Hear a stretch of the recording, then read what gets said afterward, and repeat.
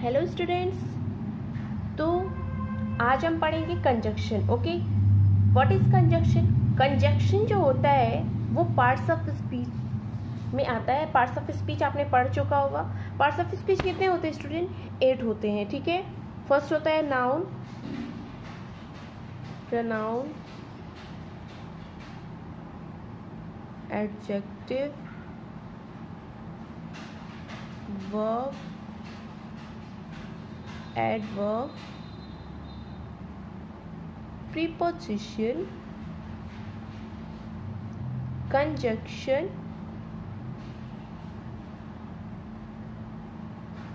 and interjections।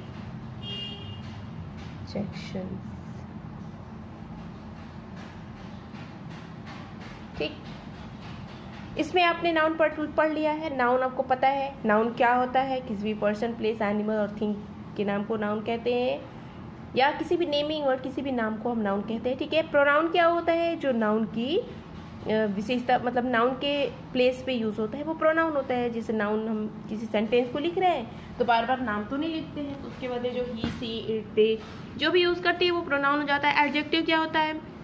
जो noun and pronoun को qualify करे, यानी नाउन और प्रोनाउन के बारे में बताए कि वो कैसा है। ठीक, वो एडजेक्टिव हो जाता है। वर्ब क्या होता है? वर्ब जो नाउन और प्रोनाउन एक्शन करते हैं, जो भी वो वर्ब होता है। जो भी वो क्रिया करते हैं वो वर्ब होता है। एडवर्ब क्या होता है? एडवर्ब यानी जो वर्ब के बारे में बताए कि उसने एक्शन कैसे किया, यानी ही फास्ट, स्लोली, मतलब जैसे भी उसने एक्शन किया वो एडवर्ब हो जाता है। जैसे ही रन स्लोली, रन क्या हो गया? वर्ब हो गया, और स्लोली यानी वो बता रहा है कि वो रन तो कर रहा है, लेकिन कैसे कर रहा है? तो स्लोली कर रहा है। ठीक है, वो एडवर्ब हो गया। ये नॉर्मल शॉर्ट में मैं आपको बता रही हूँ ताकि ये आपका रिवाइज हो जाए। ठीक, उसके बाद प्रीपोजिशन होता है। प्रीपोजिशन क्या होता है? जो हम सेंटेंस के बीच में यूज करते हैं, जैसे is, the book is on the table, तो ऑन क्या हो जाता है? प्रीपोजिशन हो जाता है। अंडर, ऑन, ये सारे जो है प्रीपोजिशन होते हैं। उसके बाद आता है कंजक्शन और इंटरजेक्शन। ठीक है, तो अभी आपको क्या पढ़ना है? ये देखो, आप ये पढ़ चुके हो, ये भी आपको पता है, ये भी पता है, ये भी आपने पढ़ा ही होगा। ठीक है, नहीं पढ़ा होगा तो आपके चैप्टर में होगा तो मैं पढ़ाऊंगी, नहीं भी होगा तो भी आप पूछ सकते हैं, मैं बता दूंगी। ठीक है, कंजक्शन, इसके बाद आपको पढ़ना है कंजक्शन। कंजक्शन क्या होता है? कंजक्शन यानी जो सेंटेंस को जोड़ने का काम करता है। ठीक है, जिससे हम सेंटेंस को क्या करते हैं? ज्वाइन करते हैं। ये ज्वाइन करता है, सेंटेंस को जोड़ते हैं, वो कंजक्शन होता है। ठीक है, यानी कोई भी सेंटेंस हम जैसे बोल रहे हैं और फिर उसको हम जोड़ने के लिए कंजक्शन का जो यूज करते हैं वो कंजक्शन हो जाता है वहां पे। ठीक है, जैसे कि एंड, बट, और, एट, नॉर, सो, कोई भी सेंटेंस जब हम बोलते हैं तो उसमें कंजक्शन लगाते ही लगाते हैं, अगर हमें एक से ज्यादा सेंटेंसेस बोलना है तो। जैसे अगर हमें अपने बारे में ही बताना है, या फिर सपोज करो, जैसे अभी मैं बहुत नॉर्मल भाषा में समझाती हूँ। जैसे अगर आप जैसे कहीं गए हो, पार्टी में गए हो, जैसे, या फिर किसी मैरिज पार्टी में गए, या फिर कहीं घूमने ही गए, चलो कहीं विजिट करने गए, और फिर आप अपने फ्रेंड को उसके बारे में बताओगे कि अरे यार मैं वहाँ घूमने गया था, फिर वहाँ पे मैंने एक बहुत बड़ा इमारत देखा, या फिर बहुत बड़ा जू देखा, उसमें इतने एनिमल्स थे, फिर मैंने उन एनिमल्स को खिलाया कुछ भी जो मेरे पास था। तो ऐसे जो आपने सेंटेंस यूज किया ना, या फिर मैंने देखा, लेकिन वहाँ पे बहुत सारे और भी तरह के एनिमल्स थे, या फिर ऐसे जो भी आपने जोड़ की जो भी चीजें आपने हिंदी में बताई, वो इंग्लिश में जब आप सेंटेंस को राइट करोगे तो उसमें जो जोड़ने के लिए वर्ड्स यूज करोगे वो कंजक्शन होता है। ठीक है, तो चलिए स्टार्ट करते हैं। कंजक्शन में आपका एक कोऑर्डिनेटर होता है, एक सबऑर्डिनेटर होता है। ठीक है, मतलब कंजक्शन 2 टाइप्स के होते हैं। एक तो कोऑर्डिनेट कंजक्शन होता है, एक सबऑर्डिनेट होता है। ठीक है, तो पहले कोऑर्डिनेट समझते हैं। कोऑर्डिनेटर क्या होता है? वी यूज कोऑर्डिनेटर कंजक्शन और कोऑर्डिनेट टू जॉइन 2 वर्ड्स, यानी कोऑर्डिनेटर का हम कब यूज करते हैं? 2 वर्ड्स को ज्वाइन करने के लिए हम कोऑर्डिनेटर कंजक्शन का यूज करते हैं। फ्रेजेस, यानी अगर फ्रेजेस भी आ जाते हैं इस तरह के 2 sentences that are of the same rank or grammatically equal और सिमिलर। ठीक, देखते हैं एग्जाम्पल एंड, बट, और, येट, नॉर, सो, एसेट्रा। यानी ये इसके एग्जाम्पल क्या होते हैं कोऑर्डिनेटर कंजक्शन के? एंड, बट, और, एंड मीन्स और, बट मीन्स लेकिन, और मीन्स या, ये यद्यपि, नॉर ना कि, सो इसलिए, एसेट्रा। इस तरह के जो है ये सारे वर्ड्स आते हैं जिसको हम सेंटेंसेस में जोड़ते हैं। ठीक है, जैसे आप यहाँ पे देख सकते हैं। और क्या होता है स्टूडेंट, जो भी जैसे कोऑर्डिनेटर में जो भी हम सेंटेंसेस जोड़ते हैं ना वो इंडिपेंडेंट होते हैं। इंडिपेंडेंट मतलब क्या? जैसे उस सेंटेंस को हम अलग भी लिख सकते हैं, अलग अलग लिखे सेंटेंसेस को हम जोड़ सकते हैं। जैसे आई लव स्मोकिंग, मुझे स्मोकिंग पसंद है। ठीक, मुझे स्मोकिंग पसंद है, तो ये एक अलग भी सेंटेंस बन सकता है, इंडिपेंडेंट भी हो सकता है। और इसको हम ऐड कैसे करेंगे देखिए, जैसे अब ये देखिए, I know it is not good for me. ठीक, मुझे पता है कि यह मेरे लिए सही नहीं है, तो ये एक सेंटेंस अलग भी बन गया, ये अलग बन गया सेंटेंस। ठीक है, अब इसको अगर हम जैसे यहाँ पे दिया, my doctor has told me this, मेरे डॉक्टर ने ये मुझे ये बताया है। I don't want to listen, मुझे सुनना पसंद नहीं है। ठीक है, अब ये कुछ अलग अलग लग रहा है, यानी इस सेंटेंस को अगर हम अलग भी लिखना चाहें तो लिख सकते हैं। ठीक, बट इसको हम अलग है जो इंडिपेंडेंट, मतलब इसको कह सकते हैं अलग अलग लिखा गया है, यानी इंडिपेंडेंट सेंटेंसेस होते हैं, किसी चीज पर डिपेंड तो नहीं कर रहे हैं ना। यहाँ पे इसमें भी सारा ये सब्जेक्ट है, वर्ब है, ठीक, यहाँ पे भी सब्जेक्ट है, वर्ब है, ऑब्जेक्ट है, तो यहाँ पे ये किसी चीज पर डिपेंड तो नहीं हो रही, ये अलग भी रह सकते हैं, यानी इसलिए इनको इंडिपेंडेंट कह सकते हैं सेंटेंस को। अब हम इसको कैसे ज्वाइन करेंगे इंडिपेंडेंट सेंटेंसेस को? देखो यहाँ पे दिया, आई लव स्मोकिंग, मुझे स्मोकिंग पसंद है, येट, यद्यपि, I know it is not good for me, yet I know it is not good for me. ठीक, यहाँ तक हो गया। ये आपका येट क्या हुआ? ये आपका कंजक्शन हो गया। ठीक, समझ में आ रहा है student? My doctor has told me this, मेरे डॉक्टर ने मुझे यह बताया। But I don't want to listen, लेकिन मुझे सुनना पसंद नहीं है। तो ठीक, इस सेंटेंसेस को देखा ना कैसे जोड़ा है मैंने, तो ये आपका हो गया कंजक्शन। बट मीन्स लेकिन, यानी मेरे डॉक्टर ने मुझे बताया लेकिन मुझे सुनना पसंद नहीं है, तो ये बट से और येट से ये सेंटेंसेस क्या हो गए? जुड़ गए। तो यही होता है कंजक्शन, जो कि अभी हम आपके बुक पे चल के समझते हैं कि देखते हैं कि इसको कैसे समझा जा सकता है। तो you can see in your book coordinator, conjunction में कोऑर्डिनेटर होता है फर्स्ट, उसमें एंड, बट, और, जेट, नॉर, एसेट्रा जुड़ते हैं। टाइप ऑफ, जैसे सिंगल वर्ड्स, यहाँ पे सिंगल वर्ड्स के एग्जांपल दिए हुए हैं, जिसको कैसे ज्वाइन किया गया ये भी दिए हुए हैं, तो आप इसको पढ़ सकते हो। जैसे एक आध मैं पढ़ती हूँ, the vendor solid fruits and vegetables, he was angry but controlled himself, यानी वह एंग्री है लेकिन खुद को कंट्रोल कर सकता है। यू कैन ईट हियर और गो टू द कैंटीन, तुम यहाँ खा सकते हो या फिर कैंटीन जा सकते हो। ठीक है, तो इसके बेस पे यहाँ पे आपका एक्सरसाइज दिया है जो आप करेंगे।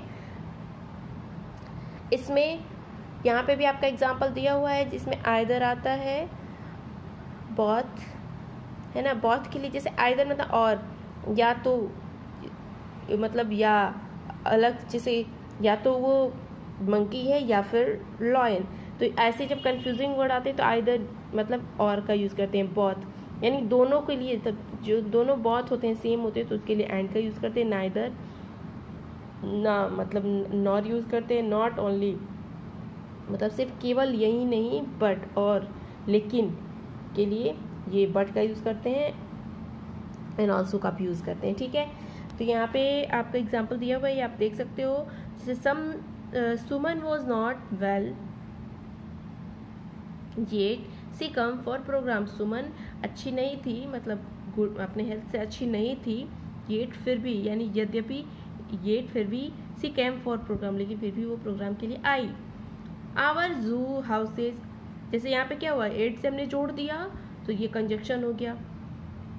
आवर जू हाउसेज अ पंडा, हमारा जो जू हाउसेज है वो किसका है? पांडा, मतलब पांडा मतलब होता है वृक्ष बिलाव, जैसे एक प्रकार का मांसाहारी वृक्ष जो तिब्बत के हिमालय पे पाया जाता है, हिमालय के भाग पे पाया जाता है, उसको हम पांडा कहते हैं, ठीक है। तो आवर जू हाउस इज अ पांडा, हमारा जू हाउस इज पांडा का है, but it house is a Cola, लेकिन यहाँ पे क्या है, कोला भी है। कोला मतलब जो होता है कह सकते हैं कि भालू जो होते हैं ना, भालू जैसा कोई जंतु जीव, तो वो कोला हो गया, ठीक है। लेकिन देखिए लेकिन यहाँ पे कोला है, यानी ये पांडा का जू हाउस है, बट यहाँ पे कोला भी है, कोला है, ठीक है। टुमारो इज हॉलीडे, कल हॉलीडे है। Some people will be working, but अब यहाँ पे हमने इसको किससे जोड़ा है, बट, क्योंकि तो टुमारो इज हॉलीडे, कल हॉलीडे है, लेकिन some people will be working, लेकिन कुछ पीपल कल वर्क करेंगे, ठीक है, वर्क पे रहेंगे, तो बट से हमने जोड़ दिया ये। और जैसे देखते हैं, टुमारो इज अ हॉलीडे, कल हॉलीडे है। You must finish your work today, लेकिन तुमको आज ही ये काम फिनिश कर लेना है, तो यहाँ पे क्या होगा, सो का यूज़ कर देंगे। जैसे टुमारो इज हॉलीडे, कल हॉलीडे है, इसलिए you must finish your work, so means होता है इसलिए, यू मस्ट, तुमको इसलिए आज वर्क अपना फिनिश कर लेना है, ठीक है। Sushil did not apply for engineering, ठीक, जो सुशील जो है, सुशील इंजीनियरिंग के लिए अप्लाई नहीं किया। Nor he did not apply for medicine, ना ही उसने मेडिसिन के लिए अप्लाई किया, ठीक। कमल इज ऑन लीव टुडे, कमल जो है आज लीव पे है। Asif is on leave today, और आसिफ यानी कमल आज लीव पे है या आसिफ आज लीव पे है, ठीक। You can hire a cab, तुम एक कैब हायर कर सकती हो। You can drive there yourself, और तुम इसको चला सकते हो, तो एंड और से हम इसको ऐड कर सकते हैं, यहाँ पे ज्वाइन कर सकते हैं, and you can drive yourself. Sushila has not wash the plates, Sushila ने प्लेट्स साफ नहीं किए, इसलिए Sushila has not water the plant, इसलिए उसने प्लांटों को भी पानी नहीं दिया है, ठीक है। तो सो से इसको ऐड कर सकते हैं, so Sushila has not watered the plants. तो यहाँ तक आई होप कि आपको समझ में आ गया स्टूडेंट। इसके बाद हम नेक्स्ट पढ़ेंगे सबऑर्डिनेट क्लॉज। अभी कोऑर्डिनेट क्लॉज आपको समझ में आ गया है, इसमें कुछ और बेसिक चीज़ें हैं जो मैं आपको बता दूंगी। जैसे कोऑर्डिनेट में simply join and odd add statement to another, such coordinator are called cumulative coordinator. एक कम्युलेटिव कोऑर्डिनेटर होता है जो सिंपली ज्वाइन किया जाता है, जैसे mother was cooking in the kitchen, father wash the clothes. Mother was cooking in the kitchen, so father wash the cloth, यानी mother kitchen में काम कर रही है, इसलिए फादर जो है क्लोथ्स वॉश कर रहे हैं। I learn French as well as Russian, यानी आई लर्न रशियन, यानी मैंने फ्रेंच सीखा और मैंने रशियन सीखा। तो I learn French as well as से भी यहाँ पे ज्वाइन किया गया है, तो ये आपका कम्युलेटिव कोऑर्डिनेटर हो जाता है। To show contrast between two statement we use adversative coordinator. Some examples but yet and while. कुछ एडवर्सेटिव कोऑर्डिनेटर होते हैं जिसके एग्जाम्पल यहाँ पे दिए हुए, जैसे I played the sitar my friend sang, यानी मैंने सितार प्लेड किया, मेरे फ्रेंड ने गाया। तो इसको कैसे ऐड करेंगे, आई played the sitar while my friend सैंग, while मैंने तब तो मेरे फ्रेंड ने गाया, मैंने सितार बजाया तब जबकि मेरे फ्रेंड ने गाया, ठीक। Salman bought a car, Salman ने कार खरीदा, he did not drive it, ये लेकिन वो चलाया नहीं इसको, ठीक। तो सलमान बॉट अ कार, उसने एक कार खरीदा, but he did not drive it, लेकिन उसने उसको नहीं चलाया, तो इसको बट से ऐड कर दिया, तो ये आपका हो जाता है एडवर्सेटिव कोऑर्डिनेटर। नेक्स्ट होता है alternative coordinator, offer a choice between two alternative. Some examples are otherwise or else, either or and neither. मतलब इसमें और, नाइदर, नॉर, ये सारी चीज़ें जो है यूज़ होते हैं, जो कि अल्टरनेटिव कोऑर्डिनेटर होता है। और एक इलेटेटिव कोऑर्डिनेटर, यानी एक कॉम्युलेटिव कोऑर्डिनेटर हो गया, एक एडवर्सेटिव कोऑर्डिनेटर हो गया, और एक अल्टरनेटिव कोऑर्डिनेटर हो गया, एंड इलेटिव कोऑर्डिनेटर मतलब कंजक्शन हो गया, ठीक। तो ये सारे किसके अंदर आते हैं, ये कोऑर्डिनेटर कंजक्शन के अंदर आते हैं, ठीक है।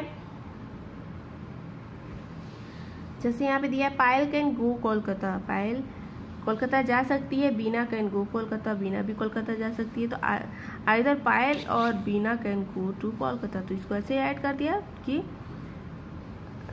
या तो बीना कोलकाता जा सकती है या या तो पायल कोलकाता जा सकती है या बीना जा सकती है, ठीक है। Take a raincoat you will get wet, एक रेनकोट लो, यू विल गेट ए, और उसको तुम भिगाओगे, ठीक है। तो take a raincoat otherwise you will get wet, यानी take a raincoat you will get wet, एक रेनकोट लो तुम भीग जाओगे। तो ये अलग अलग इंडिपेंडेंट सेंटेंस दिख रहे हैं।